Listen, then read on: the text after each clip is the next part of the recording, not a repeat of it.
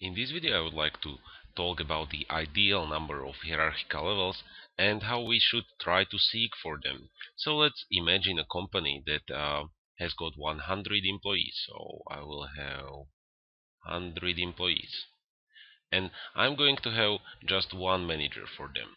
So he will be managing 100 people, right? So I have one manager, and this is actually his job that he is doing for the company, because he is monitoring and controlling them and looking at their performance. And now I'm going to employ additional ones, so I will have again my 100 employees, and I will have two managers.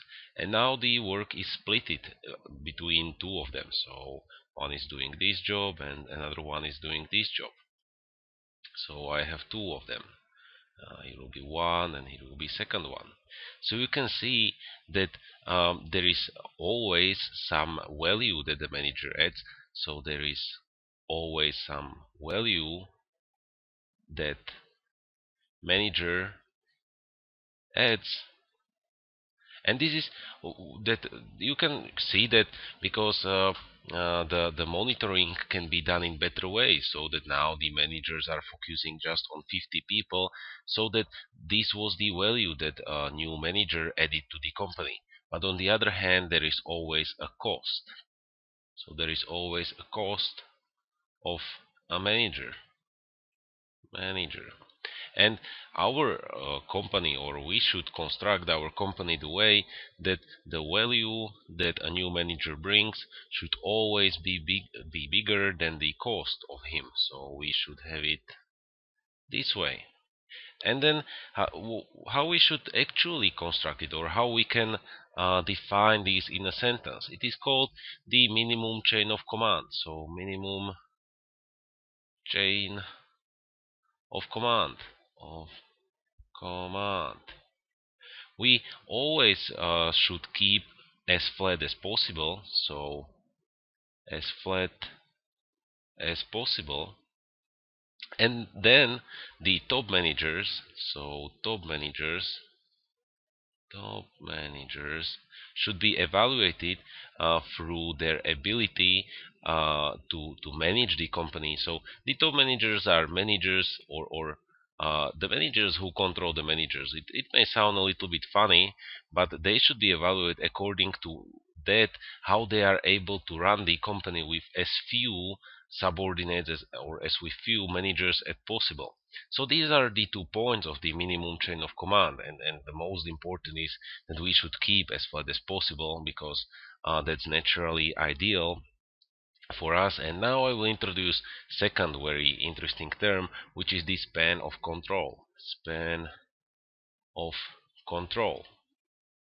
And that is literally telling you how many subordinates we have to manage. So how many subordinates. What does it mean to manage subordinates? You are actually monitoring, or you are managing not them but the relationships between them. So I'm a manager right over here, and I have two subordinates, one and two, and I'm now managing one, two, and three relationships. So I'm managing three relationships.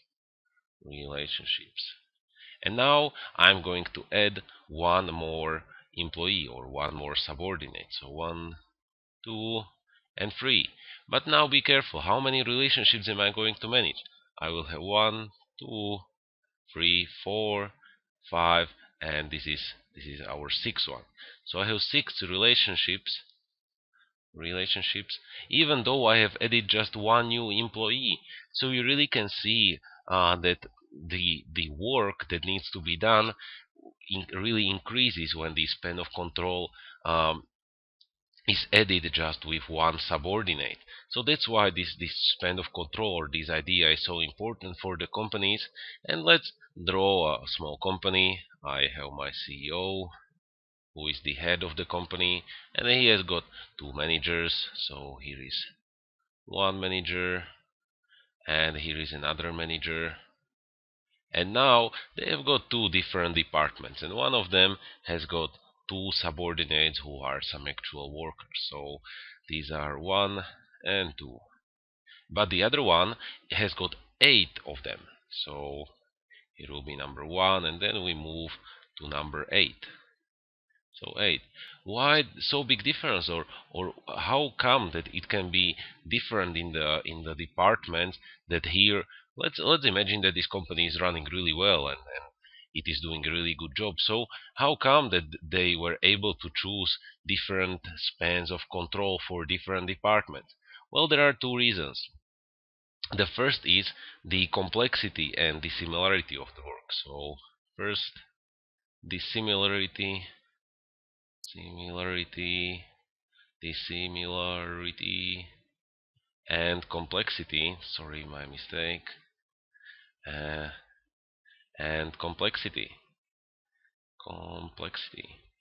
Just imagine that this department is research and development, and this is just a production line. So this is production line, and where the jobs which are done by the employees are going to be similar. Well, in the production line, because it is just one product and it is just moving uh, through the line among the employees, so the managing of this process is much easier because the jobs are not dissimilar and are not too complex, whereas in research and development this becomes true.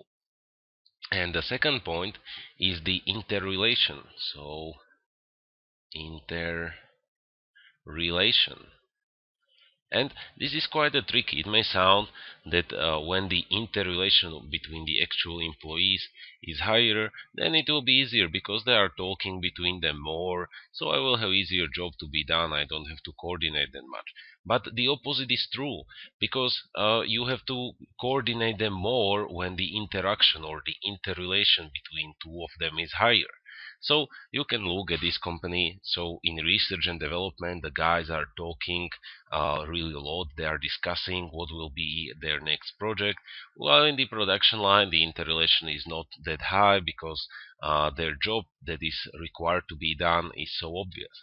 So these were the factors that are influencing the ideal number of hierarchical levels. We have talked that there is always some value and some cost of the manager, and that we should always try to keep as flat as possible. So hopefully see you in next video.